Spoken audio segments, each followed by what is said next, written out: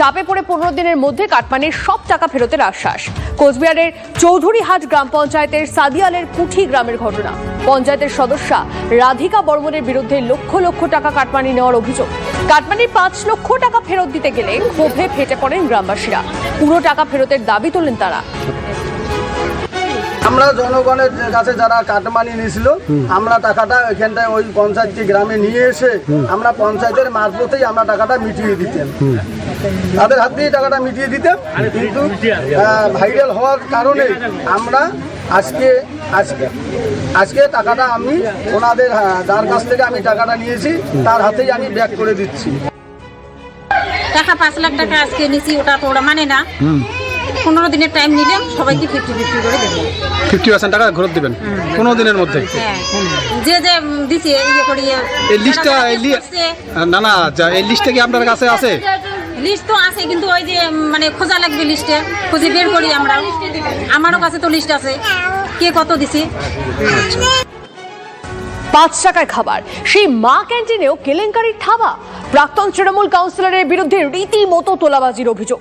তোলপাড় তারকেশ্বরের 1 নম্বর ওয়ার্ড। অভিযোগ, তৃণমূল জামানায় মা ক্যান্টিনে ভুয়ো বিল ধরিয়ে টাকা তুলে নেওয়া হতো।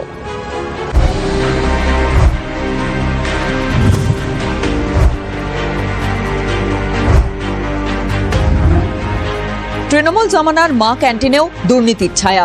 যে ক্যান্টিন মূলত গরিব মানুষজনের কথা বলেই চালানো হতো, সেখানে তারকেশ্বর মডেল কিন্তু চমকে দিচ্ছে। অভিযোগের পাহাড় সেখানে। তারকেশ্বর পুরসভার পক্ষ থেকে একটি স্বনির্ভর গোষ্ঠীর মহিলাদের মা ক্যান্টিনের বরাত দেওয়া হয়েছিল। অভিযোগ, ওই স্বনির্ভর গোষ্ঠীকে পরিচালনা করতেন 1 নম্বর ওয়ার্ডের কাউন্সিলর রূপা সরকার। বিলবাবদ স্বনির্ভর গোষ্ঠীর অ্যাকাউন্টের টাকা ঢুকলেই তা রূপা সরকারকে দিয়ে দিতে হতো। দিনে 20 থেকে 30 জনের খাবার রান্নার টোকেন দেওয়া হলে তা দেখানো হতো 100 থেকে 150 জনের। টাকাটা সম্পূর্ণভাবে রূপা সরকারের কাছে যেত এবং তার মধ্যে আমাদের যিনি মাননীয় পৌর প্রধান ছিলেন অর্থাৎ উত্তম কুণ্ডু, তিনিও হয়তো যুক্ত আছেন। একটু তদন্ত করলে সব বেরিয়ে আসবে। আমরা তো পার্শ্ববর্তী বাসিন্দা, আমরা তো সবই জানি। হ্যাঁ, উত্তম কুণ্ডুকেও গ্রেপ্তার করতে হবে আর রূপা সরকারকেও গ্রেপ্তার করতে হবে। বিজেপির সোজা সাপটা অভিযোগ, 2023 থেকে 26 সাল পর্যন্ত নানাভাবে মা ক্যান্টিনে দুর্নীতির রাজ চালিয়েছেন অভিযুক্ত প্রাক্তন কাউন্সিলর। এ বিষয়ে পুরসভা সহ একাধিক জায়গায় অভিযোগপত্র জমা পড়েছে।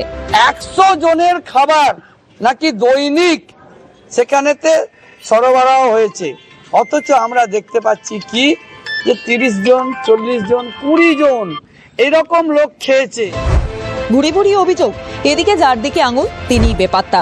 আর তৃণমূলের দশা তো সবার জানা, রাজ্য জুড়ে ভেঙে খান খান। ফলে তাদের জবাবটাও সেরকম। তৃণমূল এবং বিজেপির নিজেদের গড়ের ব্যাপার। দেখুন, ভাগ বাটোয়ারাতে কোথাও কম বেশি হয়েছে বলে অভিযোগ হয়েছে, আবার ভাগ যদি ঠিক করে বিজেপি পেয়ে যায় অভিযোগ তুলে নেবে।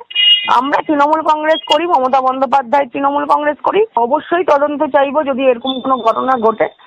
তৃণমূলে থেকে অনেকে অনেক কিছু করেছে, তারা ভালো তৃণমূল অর্থাৎ বিজেপির বি টিম হয়ে তারা জয়েন করছে। পৌরসভার তরফ থেকে জানানো হয়েছে পুরো ঘটনা খতিয়ে দেখে ব্যবস্থা নেওয়া হবে। অন্যদিকে জমি হরপের অভিযোগে তারকেশ্বর থানায় অভিযোগ হয় কিছুদিন আগে, তারপর থেকেই পলাতক এই কাউন্সিলর রূপা সরকার। হুগলি তারকেশ্বর থেকে সনদ ওয়াজি, টিভি9 বাংলা।